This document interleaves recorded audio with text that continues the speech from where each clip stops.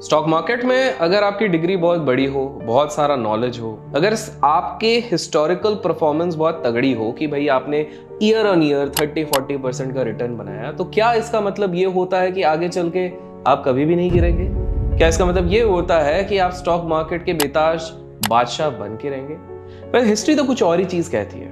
Well, आज के इस वीडियो में मैं आप लोगों को बताने वाला हूं कहानी about the biggest hedge fund management. जी हाँ, दुनिया की सबसे बड़ी फंड हाउस जो पूरी तरीके से खत्म हो गई। यह ऐसी फंड हाउस थी जिसको आप जिन लोगों को सबसे ज्यादा रिस्पेक्ट कर सकते हो ना सोसाइटी में, सबसे बड़े नोबेल प्राइज विनर्स, सबसे बड़े इकोनॉमिस्ट, सबसे बड़े वॉल स्ट्रीट के ट्रेडर्स, ये सभी लोग चला रहे थे। पर दुर्भाग्यवश ये पूरी की पूरी कंपनी बंद हो गई। आज हम डिस्कस करने वाले हैं LTCM, long term capital management hedge fund की, जो कि इतिहास के पन्नों में एक बहुत ही इंपॉर्टेंट रोल प्ले करती है। स्पेसिफिकली अगर हम फाइनेंशियल मार्केट्स की बात करें, क्या हुआ था इसके साथ, क्यों हुआ था ऐसा इसके साथ, क्या कर रही थी ये, और क्या इंपॉर्टेंट लेसन्स हम ट्रेडर्स और इन्वेस्टर्स इस पूरी कहानी से सीख सकते हैं, जानेंगे इस वीडियो में। वेल, बॉन्ड ट्रेडिंग, हम जिस प्रकार से स्टॉक मार्केट ट्रेडिंग के बारे में बात करते हैं, वैसे बॉन्ड ट्रेडिंग की एक बहुत बड़ी श्रृंखला है।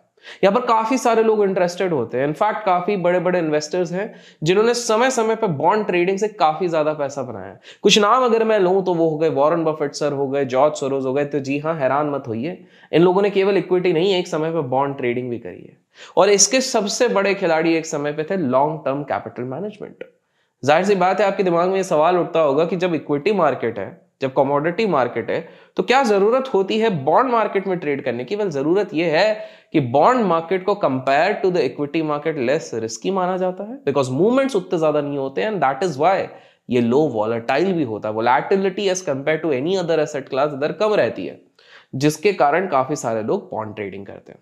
लेकिन आज की कहानी में आप लोगों को पता लगेगा किस प्रकार से ईगो, लेवरेज और एक बहुत बड़ा साइज, जैसे काफी सारे लोगों को लगता है कि भैया अगर हमें कोई ज्यादा पैसा दे दे फिर तो हमको कोई नहीं रोक सकता, लेकिन किस प्रकार से जब ये ईगो, लेवरेज और साइज मिक्स हो जाते हैं तो अच्छे अच्छों को धूल चटा देते हैं। वेल, ईगो की अगर बात करें तो हमने हमारे देश में भी देखा हुआ है। हर्षद मेहता जी के केस में क्या हुआ था, एक समय पे उनका ईगो आ गया था कि मार्केट से बड़ा मैं हूं, और उसी चीज ने उनका पतन किया। और सेम चीज LTCM और उसके मैनेजर्स के साथ हुआ।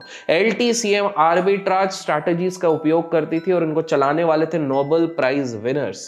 जॉन मेरीविथर, जो इनके सबसे पहले जिनके दिमाग में कंसेप्ट आया था LTCM को निकालने का, वो एक मैथ्स के ग्रेजुएट थे। उसके बाद उन्होंने MBA किया था। MBA करने के बाद सोलोमन ब्रदर्स नामक एक कंपनी में इन्होंने काम करना शुरू किया था एज अ जूनियर ट्रेडर। ये बॉन्ड्स में काफी ज्यादा डील करते थे, काफी दिमाग था, काफी एम्बिशियस थे, लेकिन स्कोर वाइज काफी एवरेज थे।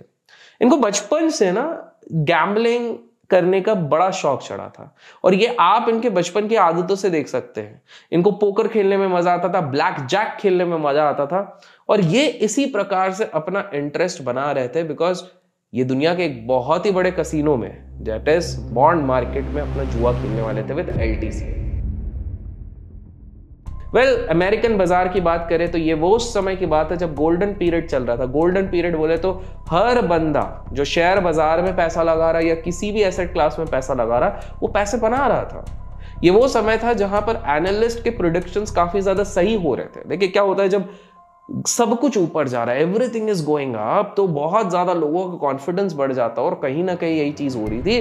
तो लोगों को डर नहीं लगता था किसी भी ऑल्टरनेट एसेट क्लास में पैसे डालने से। जिस प्रकार से शेयर बाजार बढ़ रहा था, लोगों का इंटरेस्ट काफी ज्यादा, इंटरेस्ट, रुचि बढ़ गया था। जैसे कि 2020 के बाद हमने हमारे देश में देखा है, सेम चीज अमेरिकन मार्केट में हो रही थी। लेकिन एक रियलाइजेशन हो गया अमेरिकन इन्वेस्टर्स को कि मार्केट जब पीक होके जब भी थोड़ा करेक्ट करता है, तो उस समय पे हम क्या करें, स्पेयर फंड तो नहीं रखेंगे, बिकॉज अब हमको इन्फ्लेशन और कंपाउंडिंग का ज्ञान मिल चुका है, तो कहां लगाएं, और पैसे लगने लग गए बॉन्ड मार्केट में। 1990 के पहले इस मार्केट की, चाहे वो बॉन्ड मार्केट हो चाहे हेज फंड मार्केट हो, वो इतना पॉपुलर नहीं था। लेकिन 1990 के बाद कुछ अचानक से स्पाइक आ गया और बहुत ज्यादा पॉपुलैरिटी होने लग गई। वेल, हेज फंड को सबसे ज्यादा पता है क्यों फोकस मिलने लग गया, बिकॉज गवर्नमेंट के रेगुलेशन सबसे ज्यादा कम अगर कहीं पर होते, वो होता है हेज फंड में। कोई लिमिट सेट नहीं होती है गवर्नमेंट के द्वारा, about the number of funds which a hedge fund can receive. बस एक लिमिट लगा दी कि भाई 99 से ज्यादा उस समय पे आप कोई भी निवेशक अपने साथ नहीं रख सकते हो। अब आप कहोगे कि तो बहुत ही बढ़िया है 99 इन्वेस्टर्स, मतलब तो यार कोई प्रॉब्लम ही नहीं है, क्योंकि 99 लोग मिलके कितना ज्यादा पैसा लेके आ सकते हैं। ज्यादा से ज्यादा 1-1 बिलियन ले लो, चलो बड़े से बड़ा रिचेस्ट बंदा 10-10 बिलियन ले लो, इससे ज्यादा तो कर ही नहीं पाएंगे ना। और हर कोई 10 बिलियन थोड़ी डालेगा, इतना बड़ा भी कोई हेज फंड थोड़ी होता है। तो आप लोगों को बता दूं, मैंने वर्ड यूज किया था 99 इन्वेस्टर्स। और इन्वेस्टर्स हो सकते हैं इंस्टीट्यूशनल इन्वेस्टर्स, हो सकते हैं पेंशन फंड्स, इन्वेस्टर्स हो सकते हैं विदेशों में कॉलेज फंड्स भी पैसे लगाते हैं मार्केट और ऑल्टरनेट एसेट क्लासेस में। तो यहाँ पर ये काफ़ी ज़्यादा माहौल बना, काफ़ी ज़्यादा चर्चा हुई। तो यहाँ पर बड़े बड़े इंस्टीट्यूशन 5-5, 4-4 बिलियन डॉलर्स लगाने लग गए और LTCM इसी समय पे फॉर्म हुआ। LTCM लेके आया दुनिया के सबसे प्रसिद्ध economist, Nobel prize winners, Wall Street के सबसे बेस्ट ट्रेडर्स और करीब करीब 30 लोगों के एम्प्लॉयज बनी इसकी नींव। इन लोगों ने शुरू करा और इन लोगों ने बहुत तगड़ी रिसर्च करी, इन्होंने रिसर्च करा, एनालिसिस करा, इन्होंने काफी सारे पेपर्स देखे, काफी ज्यादा बैक टेस्ट किया और बैक टेस्ट करके इन लोगों ने एक मेथड निकाला जिससे इन्होंने कहा कि हमको ज्यादा डिफरेंस नहीं होगा और वो यूज करने लगे plain vanilla method and arbitrage. Arbitrage क्या होता है ये तो मैं बताऊंगा, लेकिन सरल भाषा में समझो तो आर्बिट्राज में आप 2 ट्रेड लेते हो, 2 ट्रेड में से ऑलमोस्ट सिमिलर ट्रेड्स होते हैं, जैसे ही एक का एप्रिसिएशन होता है एक जगह से लेके आप दूसरी जगह पर बेच देते हो। सरलता से अगर मैं कहूं तो मान लो BSE पे एक स्टॉक का दाम 100 रुपीज हो रहा है, NSE पे सेम स्टॉक का दाम बिकॉज ऑफ सम इशू या किसी ने ध्यान नहीं दिया वो 101.1 हो रहा है।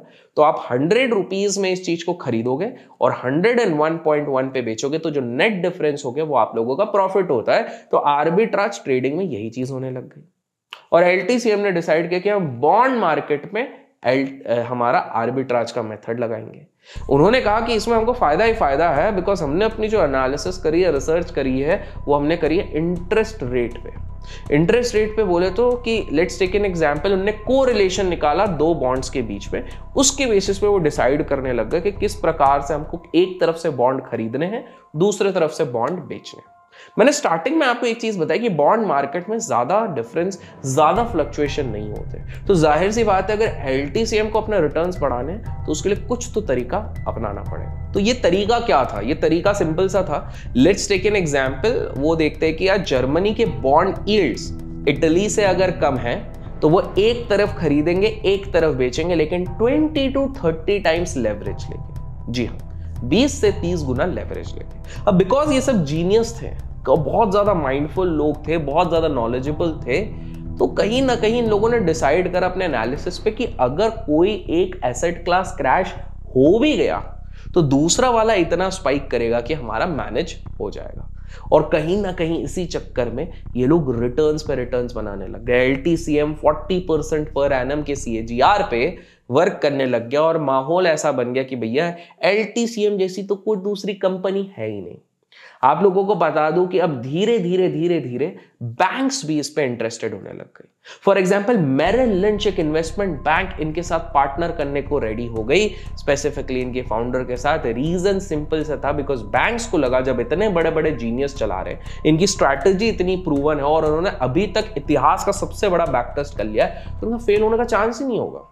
LTCM अपने रेपुटेशन पे इतना राइड कर रही थी कि $2.5 बिलियन से ही इनके फाउंडर मैरी विथर ने शुरू करने की कोशिश करी अपने फंड हाउस को। ये उस समय के स्टैंडर्ड से काफी हाई था। उस समय पे कोई फंड हाउस चालू भी करता था इसके 1/10 साइज से करता था, लेकिन भाई को अलग ही कॉन्फिडेंस था कि नहीं, अपनी स्ट्रैटेजी इतनी बढ़िया है कि सब कुछ ऊपर जाएगा। इनको इतना ज्यादा कॉन्फिडेंस था कि इंडस्ट्री स्टैंडर्ड के हिसाब से हेज फंड में फीस होता है प्रॉफिट शेयरिंग का 20% और 1% होता है टोटल एसेट का मैनेजमेंट चार्ज। मतलब अगर आप 1 करोड़ रुपए देते हो तो 1% हर साल कटेगा और प्रॉफिट 1 करोड़ पे जो होगा, लेट्स से आपको 1 करोड़ पे 3 करोड़ का प्रॉफिट हुआ टोटल, मतलब 4 करोड़ बन गया तो 3 करोड़ का प्रॉफिट हुआ, तो 3 करोड़ का 25% ये लोग लेते थे।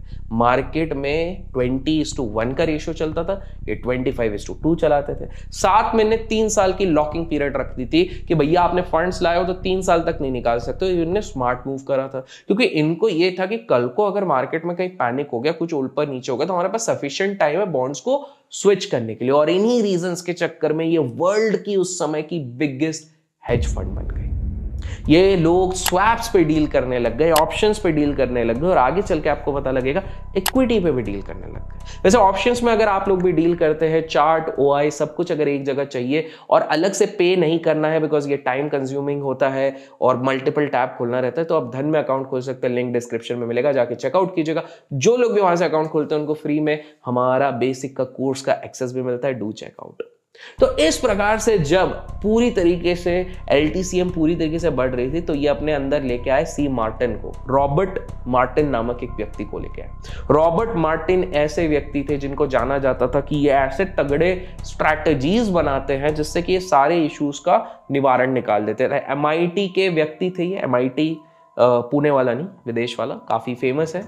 और इन्होंने दुनिया के सबसे बड़े से बड़े सिचुएशंस को एनालाइज किया और उन्होंने बोला भैया ये स्ट्रैटेजी है, ये स्ट्रैटेजी अगर लगा ली तो लाइफ झिंगा लाला, LTCM कभी डूब नहीं सकती है। तो आप देख रहे हो किस प्रकार से लोगों ने मार्केट को कमजोर समझा, ये सोच के कि मार्केट ने जो कभी नहीं किया वो आगे भी नहीं करेगा, और अपने ओवर कॉन्फिडेंस में अपने फॉर्मूला पे ब्लाइंड ट्रस्ट किया। यही सेम चीज आज के समय पे जितने लोग एल्गो बेच रहे हैं, एल्गो पे स्ट्रैडल और स्ट्रैंगल चला रहे हैं, यही सेम चीज हो रही है। जस्ट बिकॉज 3-4 साल से उन्होंने थोड़े पैसे बना लिए, उनको लगता है वो जिंदगी भर बना पाएंगे। They are taking insane leverage without even understanding कि एक फाइन डे आएगा जिस दिन उनका पूरा अकाउंट साफ हो सकता है। They don't realise this thing. और यही करते करते LTCM इतना बड़ा बन गया कि उस समय के पूरे म्यूचुअल फंड, जो सबसे बड़ा म्यूचुअल फंड था, उसके 2.5 टाइम साइज उसका हो गया। और उस समय के जो क्लोजेस्ट उनके हेज फंड मैनेजर्स थे उनसे 4 गुना बड़ा हो चुका था। पर प्रॉब्लम ये थी कि इन लोगों ने ये तो सोचा था कि अगर क्रैश किसी एक जगह पर आ गया तो दूसरा कोरिलेशन इनके फेवर में चलेगा। फॉर एग्जाम्पल मान लो जैसे हम बोलते हैं ना कि स्टॉक मार्केट गिर गया तो गोल्ड बढ़ जाएगा, लेकिन अगर दोनों चीजें एक ही डायरेक्शन में चली तो? आपको याद है 2020 में क्या हुआ था? कोविड क्रैश पे अचानक से हम देख रहे हैं कि दोनों एसेट क्लास नीचे गिर रही है।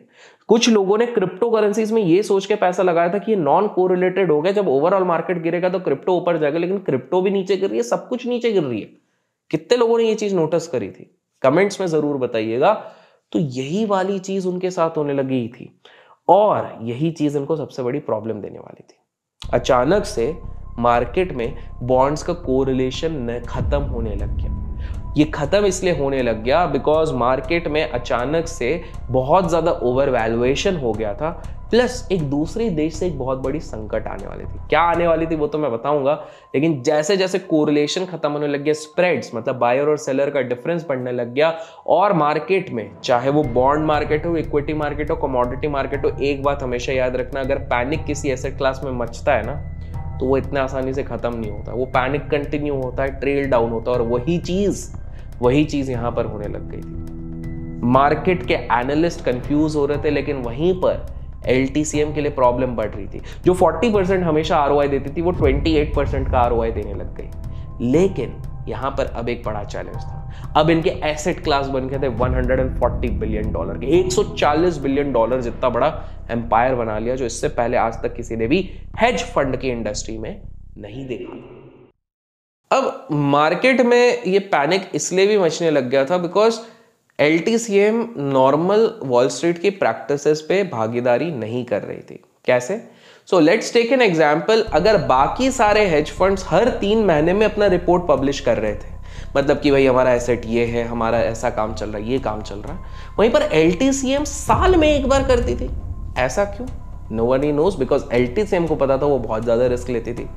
फिर LTCM का ना ओवर कॉन्फिडेंस बढ़ रहा था। उन्होंने बोला हमने तो मैथ्स कर लिए, हमने तो सब कुछ कर लिया, तो हम आगे भी बढ़िया करेंगे। तो वो अपना AUM बढ़ाने के लिए ना अलग अलग चीजों में घुसने लग गई जिसका उनको नॉलेज तक नहीं था। फॉर एग्जाम्पल वो कमर्शियल मॉर्गेजेस में घुस गई, उसके बाद वो इंटरनेशनल इन्वेस्टमेंट्स करने लग गई जैसे शेल और डच में, वो मर्जर्स एंड एक्विजिशंस में घुसने लग गई, और ये सारी चीजों में उनका नॉलेज जीरो था। देखिए क्या होता है, कभी कभार हमें नॉलेज किसी हर चीज में होता नहीं है, लेकिन हम सब में घुसना चाहते हैं, सारी एसेट में ट्रेड करना चाहते हैं, सारे एसेट में इन्वेस्ट करना चाहते हैं, और यही गलती LTCM कर रही थी। और ये इनको बहुत भारी पड़ने वाली थी क्योंकि अचानक से एशियन फाइनेंशियल क्राइसिस आया, और एशियन फाइनेंशियल क्राइसिस के दौरान इनको पता लगा कि इनके सारे डिसीजंस रॉन्ग हो गए। जब थाईलैंड, इंडोनेशिया और साउथ कोरिया में बॉन्ड्स गिरने लग गए तो LTCM अपने आप को और ओवर कॉन्फिडेंट मान के और पेयर्ड इक्विटी और गोल्ड खरीदने लग गए। जहां पूरे दुनिया के हेज फंड और इन्वेस्टर्स को डर था कि मार्केट बहुत बुरी तरह ओवरऑल गिरेगा, बॉन्ड गिरेगा, ये लोग और इकट्ठा कर रहे थे ये सोच के कि जस्ट इमेजिन जैसे रिबाउंड होगा हम तो मालो माल अरबपति बन जाएंगे। इनको ये नहीं पता था कि धीरे धीरे चीजें चेंज हो गई। आईवी इंप्लाइड वोलेटिलिटी, जैसे कि हम हमारे देश में इंडिया विक्स में देखते हैं, जिसके ऊपर हमने एक तगड़ा वीडियो हमारे चैनल पे बनाया, जाके चेकआउट कीजिएगा। तो आईवी 27% से बढ़ गया। आईवी जैसे ही 27% 27% से बढ़ गया, इनके शेयर मार्केट के बेट्स हिलने लग गए, इनको शेयर मार्केट में नुकसान होने लग गया। बॉन्ड मार्केट में अचानक से डिफॉल्ट हो गया। Default in the sense Russia ने बोल दिया काफी सारे बॉन्ड्स में डिफॉल्ट हो गया, जिसके कारण पैनिक बढ़ने लग गया। पैनिक जब बढ़ने लग गया तो नॉर्मल इन्वेस्टर्स बॉन्ड्स बेचने लग गए। नॉर्मल इन्वेस्टर्स को बॉन्ड्स बेचता देख हेज फंड्स तक अपना बेचने लग गए। जो रशिया और ब्राजील के बॉन्ड्स थे वो अपने लोएस्ट लेवल पे 30 साल पे पहुंच गए थे। और LTCM को अब रियलाइज हुआ कि भाई गड़बड़ हो रही है। उनका पोर्टफोलियो हफ्ते हफ्ते में 30% डाउन होने लग गया। और अब उनको समझ में आ गया कि यार हमने जो अपना कैलकुलेशन लास्ट 50-100 साल से किया था वो गलत हो गया, क्योंकि इन्होंने कोरिलेशन निकाला था कि एक बॉन्ड ऊपर जाएगा तो दूसरा नीचे जाएगा, लेकिन अब तो दोनों नीचे जा रहे हैं और बुरी तरीके से जा रहे हैं। और सबसे बड़ा प्रॉब्लम दोस्तों जब भी पैनिक आता है होता है लिक्विडिटी का। लिक्विडिटी मतलब वॉल्यूम्स नहीं रहता है। ऐसे में उन्होंने मदद की पुकार लगाई। उन्होंने जॉर्ज सोरोस, जिनके ऊपर भी हमने अपने चैनल पे वीडियो बनाया, उनसे $500 मिलियन की पुकार मारी। JP मॉर्गन को कहा कि हमको $200 मिलियन दो। वॉरेन बफेट सर को कहा कि भैया हमको पैसे दे दो, जिसपे वॉरेन बफेट सर ने बोला भैया no, I don't take risk, मैं रिस्क नहीं लेने का, मैं नहीं लेने वाला हूं। लेकिन ये प्रॉब्लम बढ़ने लग गई। प्रॉब्लम इस कदर बढ़ने लग गई कि अब फेड को समझ में आया कि जितना एक्सपोजर LTCM ले चुकी है मार्केट में, जिसको हमने कभी मॉनिटर नहीं किया, ये सोच के कि बड़े बड़े ज्ञानी चला रहे तो ये क्या गलती करेंगे। बैंक्स जो ये सोच रहे थे कि भैया इसमें ज्यादा रिस्क है ही नहीं, इतने इंटेलेक्चुअल लोग चला रहे हैं, वॉल स्ट्रीट के बड़े ट्रेडर्स चला रहे हैं, इनके अचानक से दिमाग की घंटी बजी। रातों रात 14 बैंक्स को कहा गया कि भैया इसको बचाओ। जिस प्रकार से 2008 के लेमन क्राइसिस के हमने वीडियो में बताया है, उसी तरह इधर बोला किसी तरह बचाओ। लेकिन यहां पे प्रॉब्लम और बढ़ रही थी। LTCM के जितने खुद के प्रमोटर्स थे वो खुद पर्सनल लोन पे डूबे पड़े हुए थे। LTCM के पास पैसे नहीं थे, बिकॉज ये लोग एक टाइम पे 30-40x पे लेवरेज लेते लेते हालत खराब कर चुके थे। उनके पास जो एसेट्स थे उसकी कोई वैल्यू नहीं बच रही थी। ऊपर से IRS की ऑडिट के बेसिस पे इनके टैक्स पेंडिंग थे। तो बेसिकली पैसा हर जगह से जा रहा था और इन्वेस्टर्स में पैनिक मच गया था, तो वो और पैसा नहीं डाल सकते, बिकॉज ये सारी कैलामिटी आने के जस्ट पहले इन्होंने अपने पार्टनर से टॉप अप करवाया था। LTCM एक गलती बहुत बार करता था, जब भी मार्केट नीचे आता था अपना पूरा पैसा लेवरेज में लगा के ले लेता, जैसे कि आप में से भी काफी सारे लोग करते हैं। As a matter of fact Warren Buffett sir ने 1 घंटे का टाइम दिया कि बॉस तुम्हारे पास 1 घंटे का टाइम है, फटाफट बताओ तो मैं $200 मिलियन पे सारे एसेट्स खरीदूंगा। चीजें धीरे धीरे मटेरियलाइज नहीं हुई। गोल्डमैन सैक्स साथ में बैठा, सोलोमन ब्रदर्स साथ में बैठा, JP मॉर्गन साथ में बैठा, मॉर्गन स्टैनली साथ में बैठा, लेकिन कोई भी इस बड़े जायंट को नहीं बचा पाया। और 2000 में ऑफिशियली ये पूरी तरीके से क्लोज हो गया। हालात कुछ इस प्रकार से हो गए थे LTCM की गिरावट के टाइम पे कि इनके जो प्रमोटर थे, जिनने अरबों रुपए कमाए थे, बिलियंस ऑफ डॉलर्स कमाए थे, वो खुद अपनी बीवी के पैसों पे, बीवी के एसेट्स पे चलने लग गए थे। और इसी प्रकार हुआ LTCM का अंत।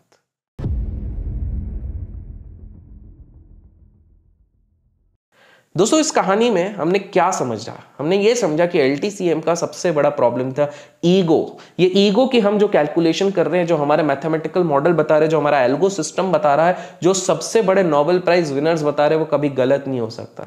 दूसरा था लेवरेज। बैंक्स अंधाधुंध लेवरेज दे रही है, फेड अंधाधुंध लेवरेज ले रही है, ये अंधाधुंध लेवरेज ले रहे हैं, और ये सोच के कि हमने जो बैक टेस्ट किया वो हमेशा सही होगा। लेकिन इसने प्रूव किया है कि भैया ब्लैक स्कोल मॉडल, जिसने ऑप्शन की थ्योरीज निकाली, वो बंदा खुद गलत हो सकता है, बिकॉज वो खुद LTCM में इंक्लूडेड थे। तो हमने सीखा भैया ईगो, लेवरेज और मार्केट को टाइम करना, ये तीनों सबसे बड़े ब्लंडर होते हैं किसी ट्रेडर के। अगर आप चाहते हो मैं इसी प्रकार से और इंटरेस्टिंग केस स्टडीज आप लोगों के लिए लेके आऊं, तो 15,000 लाइक्स का हम टारगेट कर रहे हैं। लाइक्स में कंजूसी मत कीजिएगा और कमेंट्स में LTCM लिख दीजिएगा अगर आपको चाहिए इसी प्रकार के और videos. Till then keep learning, keep growing, keep investing and keep trading.